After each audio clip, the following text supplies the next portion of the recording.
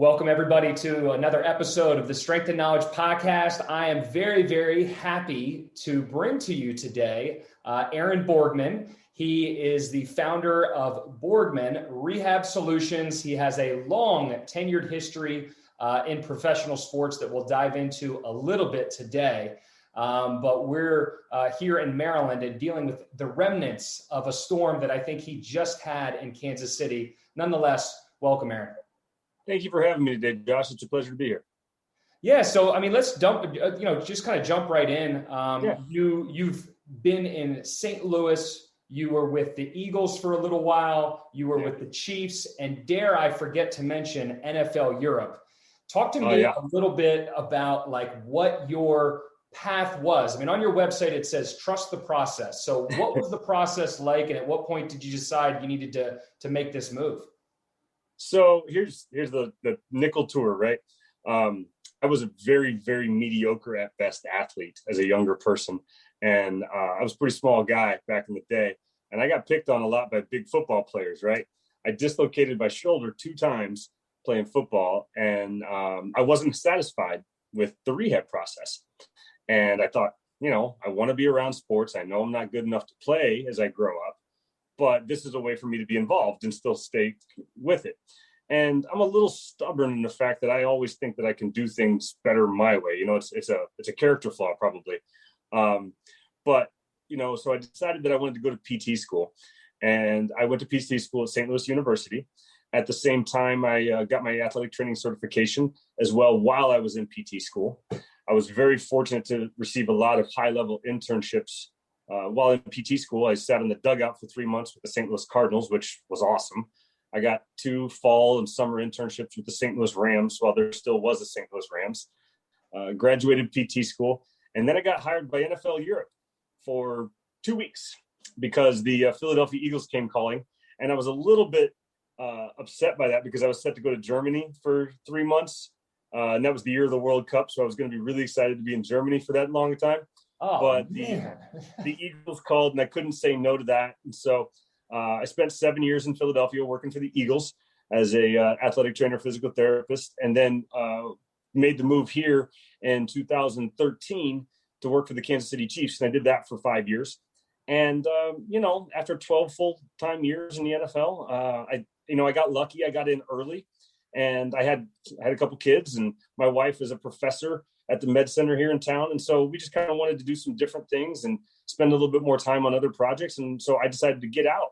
And it's not a decision that few, if any, people make to get out voluntarily. I had a contract in hand and pushed it back and said, no, thank you. But I've created my own business now, and I see private client care and individual consulting and things like that, product reviews, and, basically anything that I'm interested in now, I have the time to, spend with those projects. So, just try to do things differently and have a little bit more fun than what I was having.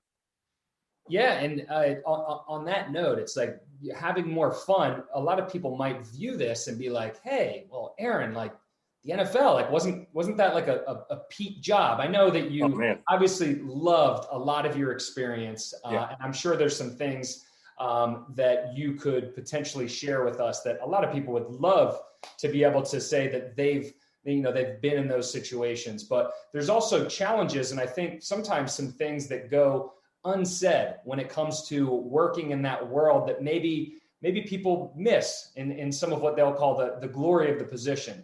Is that something you'd like to elaborate on a little bit? Yeah, and let's be very clear. I loved my time in the NFL. I wouldn't be the clinician or the person or have the connections that I do if I didn't spend those 12 years in there. And I wouldn't trade any of that for the world. I just knew that I was never going to be a lifer, the guy that spends 40 years doing it. It just wasn't in my personality. I did it to have a bunch of experiences and hopefully one day earn a ring, which sadly I never got to do. Now that they've been back to 2 straight here with in the last couple of years, it's been awesome for my friends there. Point being is, as my wife will tell you, I don't stick with any project for any one long time. I do something and then I move on to the next thing. And that's kind of how I am professionally too. I get bored kind of easily, quite frankly, and I'm always looking for the next challenge and the next chapter. And I've just never been a person to be real stagnant. And so I was getting tired of seeing ACL after ACL after ACL and, shoulder labrum and hip labrum. I felt like I was seeing the same 5 injuries all year, every year. And, I just wanted more variety in life. In my practice now, I still have NFL players that I see, weekly on my roster. I still have, weekend warrior athletes, but I also have 85-year-old businessmen with Parkinson's. And I have, a dentist that has a chronic shoulder AC that I'm keeping him from having surgery, because then he's out of business for 6 months and can't work for 6 months the way he wants to. So, a little bit of variety, a lot more of education. I speak a lot more. I talk to local colleges and I speak on subjects all the time because I have fun educating people about what has worked for me in life and the mistakes I've made and how to not do them. And so how to get better from them. So again, I think it goes back to the variety and how I loved what I was doing. It paid decent money. I was just looking for more variety and more control, if that makes any sense. No, it does. And I think, dare I use the word monotony, but sometimes, right, you get in that routine, things get a little bit monotonous, and you need just kind of a refresh, right? It's almost like you hit the refresh button and you're in a little bit more control, probably as a result of your time, that you're in a situation now where you can have that control because you have a reputation and you have a resume that I think you probably walk into a room or you present to somebody and they go, wow, this guy, right? He's been with the NFL, right? I mean, that's usually a significant badge of honor for a lot of people. Yeah, and don't get me wrong. Like I said, I loved my time, and I had a great relationship with the people that I worked with there, and they were as shocked as anybody when I said I was going to move on and do something different. As a matter of fact, I talked to my old head coach today. We still trade text messages all the time, but to your point, I could tell you on a Tuesday in November at 3 p.m. what we'd be doing 5 years ahead of schedule, just because that's how regimented we were. And that's fine. Like, some people need that in their life. And I needed it for a long time too, but I think I kind of evolved away from it as I got older, and my wants and needs as a clinician and as a father and a husband, I think all that changed for me personally. And again, I was just looking for challenges that I hadn't met yet, like opening up my own business or consulting for other people. And I just didn't have time to do all those things full-time NFL life, because the NFL life is in fact a grind, and you have to be dedicated to it 1,000%, or you're just going to get run over. And, in my personal case, I didn't think that for the rest of my life, I wanted to do that to get ahead. I was young enough when I got out to try to do something new and different. And, hopefully day by day, we're accomplishing that. But, I've enjoyed being the challenge of a small business owner. I'm a one-man band, so I'm the accountant, I'm the marketer, I'm the clinician, I'm the owner, I'm the janitor. My boss is a real jerk sometimes. So, I guess my overlying point, Josh, is that I just wanted to do some different things in life and be able to experience things on my terms, as opposed to what was required and what you have to sink into that NFL life. And I'm not discrediting it for any stretch of imagination. It just wasn't for me anymore. I had kind of grown out of it. Yeah, and I think, for some of the listeners, that'll be an interesting perspective, because as I mentioned, through our previous conversations, I think some people view that almost like as this pinnacle job. But hearing you earlier mentioning you're almost unemployable, right? In the fact that you want to kind of do things your way sometimes. Now you're getting to do it your way, and COVID hits. So you actually are one of probably a handful of people, you're certainly not in the majority, where you said that your business actually has been increasing, not just at a small amount, but at a pretty solid pace there. So talk to us a little bit just about what the pandemic has meant for you, what it's done for you, and how you've made the most of it. Yeah. So, during the pandemic here in Kansas, and listen, all this is very state city dependent, right, upon where you lived and the restrictions. We had to operate under Kansas City rules that home health care, which my business is technically defined as, because I don't have a facility, I am mobile, I go to people's homes or offices or gyms or wherever they want to be met, that was still defined as an essential business. So because everybody else's PT clinics were closed for a while, I actually saw a pretty decent spike. And, because of the NFL guys that couldn't go to their hometown teams, there's still quite a few people living here. I was taking care of them in their homes for the extended time period where they were not allowed to go back to their facilities. So it was very unique in the fact that I had that ability to take care of people in their homes and still provide quality care. Obviously, some people weren't going to adhere to the restrictions of, hey, look, if we're going to make this deal, we have to follow precautions. You have to do things on your end. I have to do things on my end. I didn't want to be patient zero going from house to house to house to house and spreading anything. And people who didn't want to follow those restrictions, I just said, hey, look, we're going to kind of put things on pause for a little bit because I can't have my business go down because you're not following the rules and, so on and so forth. And we transmit things. And obviously all contact precautions and, airborne precautions were followed. But it was an interesting dynamic because people still needed rehab. They still needed to get better. They still needed quality care. And here, at least here in Kansas City, I was happy to be a person that could provide that. Yeah. And I mean, I guess to follow up with that, like how is business increasing for you during a time period in which, at least from my end, we went through a pretty good dip. I mean, it was probably a 40 to 60% dip in Q2 last year. Consumer confidence was challenging. It was very challenging because people didn't understand what was going on. They didn't have enough data points to go, sure, I'm safe or I'm not safe. I've been reverting back to like Maslow's hierarchy of needs. It's like, right, when you don't even know that your basic rungs are being met. Oh my gosh, I don't know if I'm going to be able to get toilet paper or the food's out at the local grocery store. Like, of course, I'm not going to get into self-fulfillment mode, which I think some of that is what where we fill spaces in terms of people's lives from a PT standpoint. So, how did your business take off? I mean, did you jump into new patient populations? Is this just kind of a byproduct of your previous about 2 or 3 years of Borgmann Rehab Solutions? Talk to me about that. Yeah, so I think a lot of it was, to your point, previous relationships played a big role. However, I was catching some that were falling by the wayside for other facilities that had to be closed.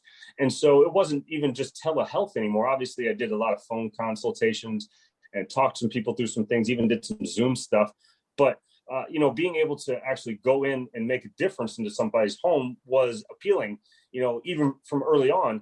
And while restrictions kind of came and went in this area, even after that was gone, to your point about the big dip, people still, weren't as willing to kind of dip a toe back into that outpatient world or that hospital-based world. And so a lot of my doctor relationships that I had were saying, look, if you don't want to do this, we may have an option for you. And that was appealing to a lot of people, especially kind of as the holiday season here has hit and winter has set in. People, again, don't want to get out as much, especially still in the times of COVID. And so it's been interesting to, I don't want to say take the place of, but at least provide an alternative for some people that fits their needs, if that makes any sense to you.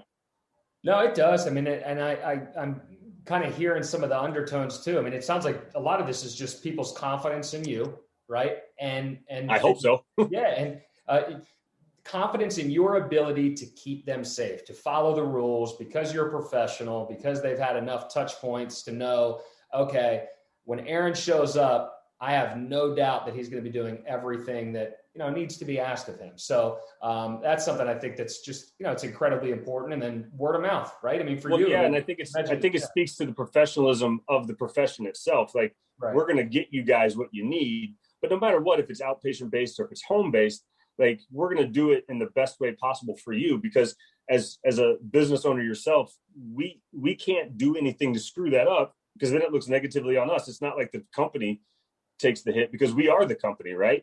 And so why would I want to do anything that would jeopardize my standing and my name, just like you would with your business? It never makes any sense to me as to why people wouldn't think that we had the best interests at heart, if right, that makes any sense to you. And especially from a business model, I tried to preach to people, look, we're going to do this right. And it's a terrible business model for me to kind of drip care out to you and kind of lengthen it out. I'm going to get you better quick, so I don't have to keep coming to your house and you think it's a good product. So, here's something. We're going to meet. We're going to talk about some things. You're going to do some things on your own, and then you're going to get better, because that's what rehab is. And I think, to your point, the confidence in the product kind of speaks for itself in this regard. Yeah, you've got that track history, man. Like I said, whether it's not somebody that's looking at your resume, you have a great website, or just, they've heard of results through other people in the local community. I mean, it all makes sense. But I'm going to dive out of right? The business side of things, and go back into the sport that you've spent a ton of time in. Yes, sir. Achilles injuries in particular. I know that's something you're incredibly passionate about. I think that I've seen you speak multiple times about off-season layoffs, lack of preparation, load management, or just overall progression of activity back to what we'll call game speed or games in itself. What are some things that you learned, or some things that maybe were kind of reaffirmed for you over this off season, preseason, and maybe the season in itself? Well, what a loaded question! But with loaded questions come complex answers, right? And so here's the thing. I'm an old school guy. Like, I came up in the time period where you practiced hard every day. And then, if you got hurt by trauma, you were okay with that. Like, you can't prevent trauma in a contact sport. But what you can prevent is prevent's a terrible word in my opinion, mitigate or reduce is, hopefully some of these tendinous and ligamentous injuries, right? From overload too early or not enough load in the preseason. And I think early on, midway through the NFL season, we saw some of that. And, in other sports in MLS, we saw just a litany of hamstring issues. In the NBA, we saw some things. In baseball, we saw a bunch of things. And so I think it speaks to, when you throw athletes back into competition at, like that, and on the professional level, it's obviously all based upon money and entertainment, as opposed to, what the majority of other people deal with in high school and collegiate athletics, even though we can argue that that's all money and entertainment too sometimes. But I think what it speaks to is the preparation really, it means something. Even though these people are the best athletes in the world on all levels, they still got to have time to prepare correctly. Otherwise, you're just going to set them back 2-3 weeks. I kind of did a couple rounds with some media personalities about, a couple of injuries lately, and I'm very outspoken on social media. You've seen that. You and I have talked about various things. But they're talking about how great this person was coming back from injury. And that person had an extra off season, right? So they had the season, they had the extra off season, and then they comment on their first game back how great they look. Sounds like Kevin Durant. Well, then they're out for 2 to 3 weeks, right? And so, like, all right, okay, maybe, but let's not put the cart before the horse here. Let's consider the whole dynamic. And to your point, the player is not playing right now. And listen, I'm not here to bash anybody's rehab skills or techniques. That's not my thing. I just want everybody to understand the whole picture, right? And so you can't go straight to competition without the appropriate setup and the appropriate stuff before competition. And so many times we try to skip that. And, I think it's a dangerous precedent that the NFL has set personally with last season, because now the current talk is like the NFLPA wants to have no off season again. And that's going to end up biting them in the butt. Like, don't be careful what you wish for, because, some things are going to come back here, and it's going to happen to superstars, and then you're not going to have them anymore.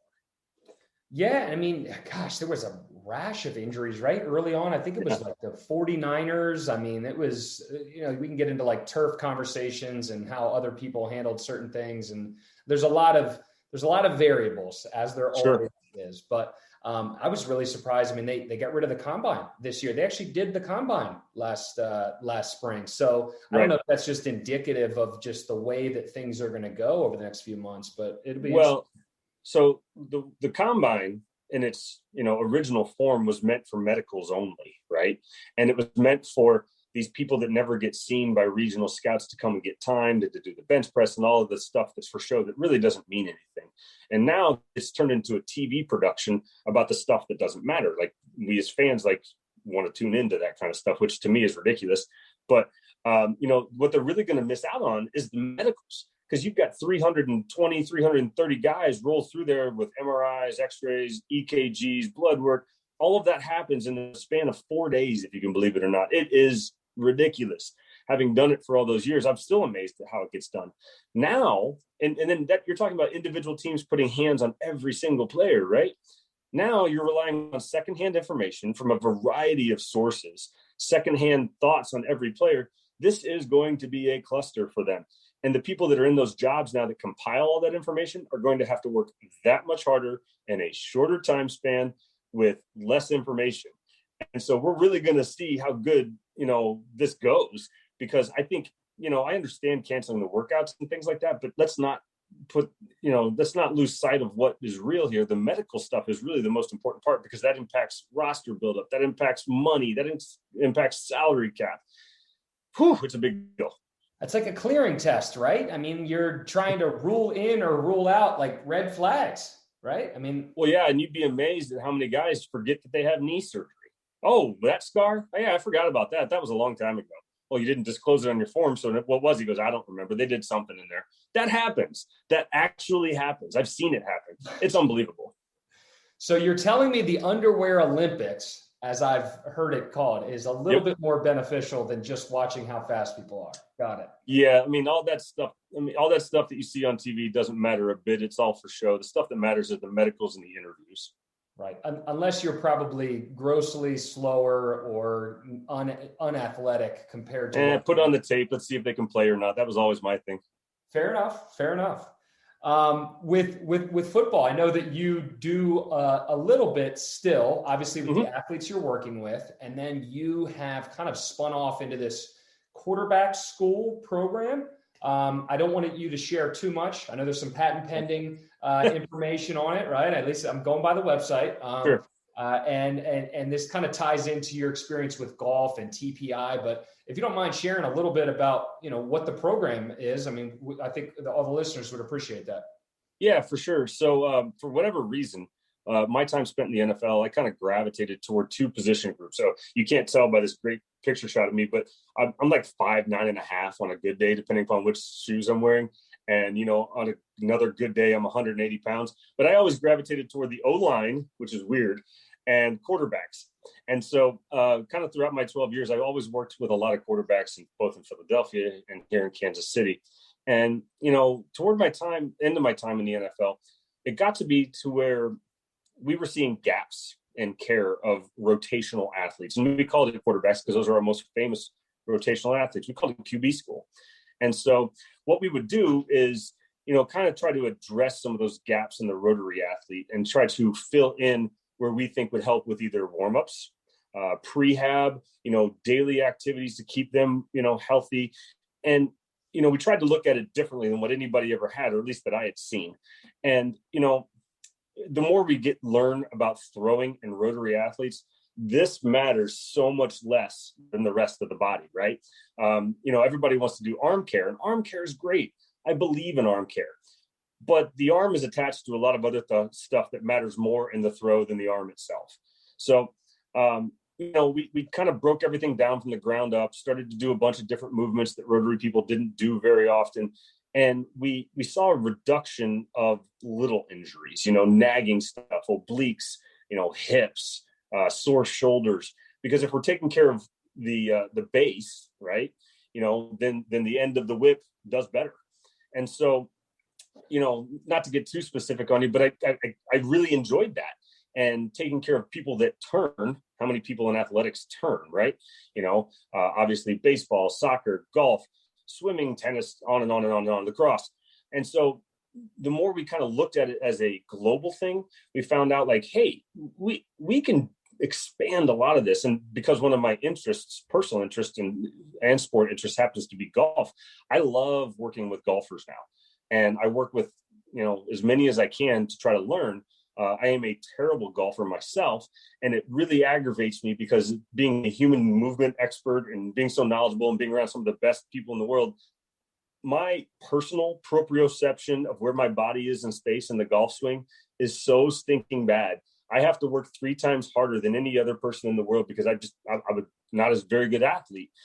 But, working with those people and seeing changes in their games for the chronic issues in both quarterbacks and in golfers and in baseball players or anybody who rotates, right, has been fun and kind of a tangent on my second career here. And I've really gotten to enjoy it and kind of break it down into something that I just don't see a lot of other places. And when you talk breakdown, I mean, is there anything in particular that you think sets this apart or this way of doing things? I'm hearing trunk, I'm guessing hips, ankles, right? Probably 3 big areas there for you. I mean, anything you want to elaborate on? Yeah. So obviously, I was once told a long time ago, you take pitchers, you take power forwards in basketball, and you take middle linebackers in football. And what do they all got in common, right? They all got big wheelhouses, right? They got big cheeks. They got big thighs. That's where they get all their power from.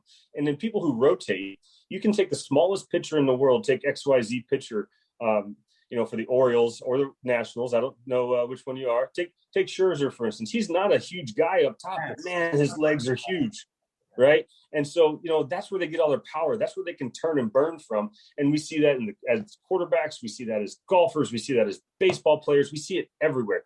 So we're trying to address the base, the core, more so through hip work, through leg work, depending upon the sport, the amount of dorsiflexion in your ankle, obviously, that we talk about quite a bit. And then really, what I feel like is one of the, things that gets ignored is your thoracic spine, not only mobility, but also what you can do through it and some fun rehab stuff that you can do through that as well. And so kind of just trying to take a different look at rehab and do something that, that people have been doing, internal and external rotation tubing exercises for years, which is awesome. I don't hate them, but let's get better kind of thing. And let's kind of flip it on his head and see if we get any different results. And luckily we've been fortunate to see a lot of good things. Yeah. I mean, when I think of arm care, I think of tissue tolerance, and I rarely think of like plane specific. And I think sure. I'm at least envisioning some of the stuff that you're referencing and thinking about plane specific movements, whether or not it's trunk, whether or not it's hips, things with medicine balls, things with maybe Kaiser cable system, bands, some of the stuff that you mentioned there. And looking back at my experiences with football, whether or not it's myself, I only played up till high school. I have two brothers that played. Well, one just finished playing college football. Hopefully will be playing on Sundays this coming year. And then good for him. College football right now. Yeah, he's going through. He's got his pro day coming up. He's down at Bomberitos down outside of Miami right now, working out with a bunch of guys. And but that's my vantage point, right? Growing up really was football too. My dad played football, and seeing the quarterbacks and imagining them in many of the weight room settings that I've had experiences with, where everybody is doing things to get big, fast, strong, but not in a way that's really like meaningful and beneficial to quarterbacks. Obviously, there's certain big rock foundational movements that are important to a lot of people. And if we're talking about GPP, right? Okay, we can agree that a lot of the stuff looks the same, but in terms of like sports specific preparation or specific preparation, whatever you want to call it, definitely missing some rocks there. And what does that look like? Golf sports medicine. I mean, that's something I know that you're passionate about. You just mentioned it here. Is there something in the assessment process, or is it more just the delivery, the macro? Give the listeners a little bit more detail there. Yeah. So let's be very clear. I'm not talking about getting rid of the deadlifts or the leg presses or, your lunges. I mean, we can't replace those, right? Those are vital to strength gains. And when you talk about any athletic competition, I don't care what sport it is, you need to pick things up and put things down or move weight. And you need to move a lot of weight to get stronger. We're not eliminating that. No one's getting rid of that. No one's saying it should go away. What I'm talking about in my personal beliefs and how I like to take care of people is adding other things in, as accessory things. We look on Instagram, right? You can see everybody in the world rotating with a med ball, doing a lunge or on a Bosu ball and getting fancy. I don't think we have to take it that far. I think we can do very simple movements, trunk-based, rotary-based, as secondary stuff to all those good strengthening principles that we're not forgetting. We're actually including them on top of and saying, look, let's do this, but let's also do this and see where it takes us. And so, what I've found the results best being is, combination movements, multiplanar movements with appropriate load for that patient. And, I just had a golfer this weekend that I put through an assessment that he hits the ball 320 yards, for God's sake, but he's got an extremely weak shoulder. And he was mad because somebody was out driving him on the golf course. And he goes, this has never happened to me. I said, okay, let me take a look at you. Let's break it down. You can use tools like the TPI assessment tool, which I do for some people. You can use other functional movement screens, whichever you prefer. I'm not here to endorse one or the other. No free ads, right? And so, use an assessment tool that you think is valid, first of all, And then you have to use it and then reuse it, test, retest, and all that good stuff. Because if we're not doing that, then what difference does it make? The point of the story is he had some weakness in his posterior delt and his posterior scapular stabilizers that he didn't even know about. And it was causing him to have problems. Now, he didn't have pain.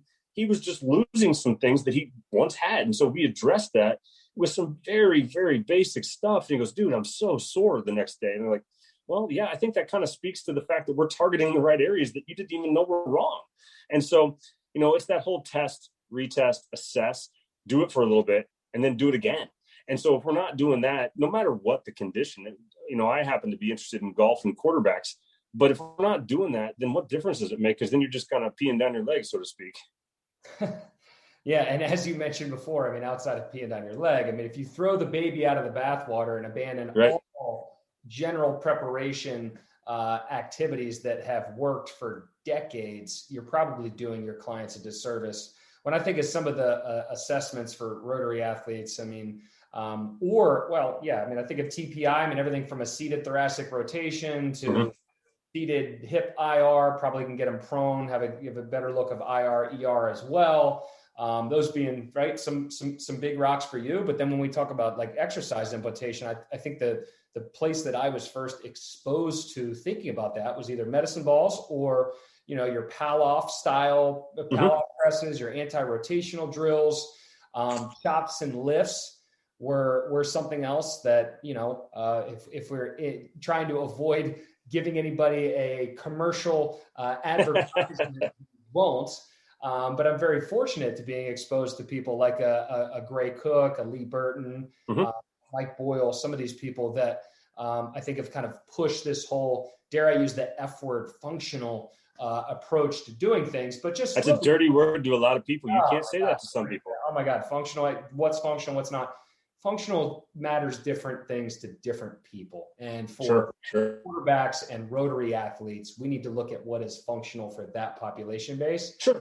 It sounds like you're doing a great job of that. So, well, we're trying to kind of, introduce people to different thought processes and different ways to do things other than what has just been done as the standard for years. Because, if we're not evolving as a profession and, listen, I'm not sitting here trying to say that I have all the answers. I definitively do not, but I'm going to try stuff, have it succeed or make a mistake, use that, move on to the next thing and, evolve from there. I think that's all we can ever do as a profession. I agree. And I think that's something that's at least been central to me. Trying to have that beginner's mindset and just continue to be curious, right? There's more. Yeah. There's more. I can always do better, acquire more information, be better for my people. On that note, and really just to kind of bring today to a close, what recommendations do you have for either people who are in physical therapy school right now or these younger clinicians who, are trying to find their way a little bit? Maybe it's the NFL, maybe it's not, maybe it's being self-employed, but what advice do you have for them? Oh, I was very fortunate. I got very lucky to be in, the right place at the right time when somebody had an opening. But when I had that opening, my resume and my kind of body of work got noticed because I had volunteered for all these things and done all these internships for no money really, and connected with the right people. And so what I tell people now, I just got done answering a couple emails from people asking similar questions. I say, look, you got to beat the bushes a little bit, meet people on social media, such as yourself, talk to people, volunteer to, go someplace and learn something from somebody, even if it doesn't benefit you. Get on social media. Social media is a very dangerous thing, right? But if you're trying to get something out of it for work and for your experiences, it can also be extremely powerful. And so, the way to make connections is to ask questions, right? And so find your areas of interest and then reach out to people. And even if they're busy, if they're passionate about the profession and about the profession getting better, they'll get back to you. It's okay if it's not, instant gratification like we all want and need nowadays with our pings from Twitter and Instagram and everything like that. But, I really believe in the power of word of mouth. I really believe in, learning from the people who have done it before you, listening to what they have to say and, taking that and then evolving it to your situation. Yeah. I think that's great advice. I tell people all the time, like, don't if I don't listen to you the first time, or I don't get back to you the first time, I will not be offended if you continue to bother me. That is my shortcoming sometimes, where there's a lot going on. You're trying to prioritize what needs to get done at that moment. And it's not that mentorship is not something that's incredibly valuable, but sometimes it's not the first thing on your plate for that day. So for everybody out there who's looking to reach out to somebody like Aaron, be persistent. Would you agree? Well, yeah. And don't be afraid to fail. Like, as a small business owner, I had no idea what I was doing. That was one of the reasons I didn't want to get into small business, because I never took business classes in PT school. I was like, I will never, ever do that. Ever, ever, ever. And here I am umpteen years later, running my own thing and making mistakes every day and paying for it both financially and time sometimes, which, is part of the learning curve. I decided that, I didn't want to do my own books. I pay somebody to do that so I don't lose my house. I didn't want to open a facility because I didn't want the hassle of that. Well, that was me. That might not work for everybody. And so, don't be afraid to fail, because, if you're afraid to take the jump, then you never know quite how far you could jump forward sometimes. Yeah, I mean, for sure. That's honestly just tremendous advice. And for people that want to kind of keep in touch with you, keep tracking your journey, ideally see way more successes than failures. Give them your website, and I know your Instagram and Twitter is different. So if you don't mind communicating that as well. Yeah. So my website's just the business name, BorgmannRehabSolutions.com, BORGMANN, just my last name right there. And then my Twitter handle's Rehab All-Star. Same thing on Instagram. It's just got some underscores underneath, since they don't let you write big, long words like other people do. I'm way more active on social media than I should be. I stick my nose into arguments that I always lose and probably shouldn't be a part of. But the thing is, I at least try to learn something from it. And I always say, I'm sorry if I'm wrong. So, I am not right all the time, but I'm right more than I'm wrong. So I'd say that's something that I've at least observed out of you. I mean, you have a genuine curiosity, and you definitely aren't afraid to engage with just about anybody. And that's one of the reasons why I brought you on today. So, Aaron, thank you so much. I know that we could have talked about a ton of different things today, but I do appreciate you popping on to talk about these topics today. And I wish you the best of luck in the weeks and months to come. All right, Josh. Thanks again, man. We'll be seeing you.